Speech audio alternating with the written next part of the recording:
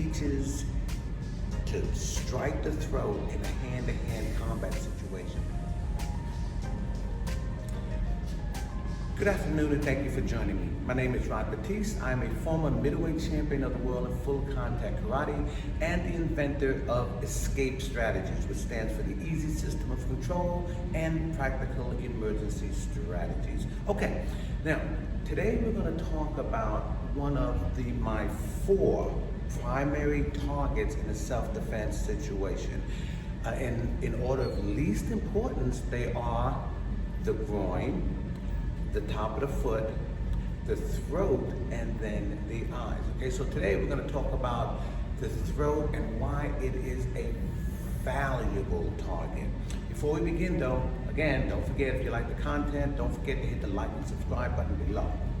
All right, the throat is such a vulnerable target, which makes it a great target, is because it doesn't take much impact to damage it at all. You can literally take your fingers and press at it here, and you can get a sense of how very, very fragile it is. It is so fragile that every army in the world teaches to strike the throat in a hand-to-hand combat situation against the enemy. Why? Because a strike to the throat could cause permanent paralysis or death. And with that in mind, you have to have a good judgment in order to go at someone's throat. I normally don't recommend that you attack the throat unless it's a life-threatening situation. Someone is holding a knife on you, you deflect the blow, and you go at the strike, or a gun, something like that.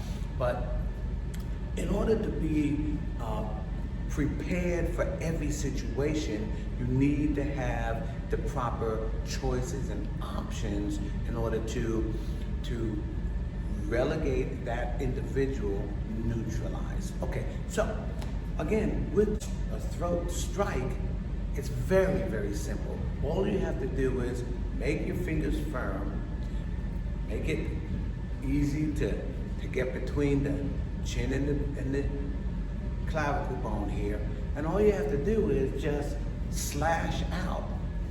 No big deal, not a lot of detailed instruction, none of that. All you have to do is be desirous of surviving. You just put your elbow up, use your shoulders, and slash back. If you hit the larynx, you're going to get a good coughing response to that. If someone is grabbing and pulling you, for example, if you're being pulled forward, you can just take your fingers and flex them at the second joint here, and then lance straight into the throat. Lance into it. You're not going to use something like a fist because it won't get in. Okay, so what you want to do is you want to streamline and lance in. That's a pulling situation, a possible abduction of some kind. You don't even have to be that detailed. You can just extend your thumb and expose this surface here and jam and strike into the throat.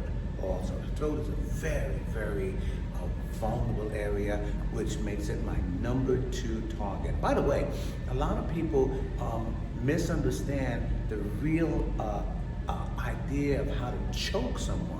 A lot of people, when they're thinking about choking someone, they'll do this, but a better way is simply to make a claws of a lobster and clamp down on the windpipe. You cut off the oxygen, someone will pass out. The throat, once again, is number 2 on my list of the top 4, which makes it a very, very good target. Okay?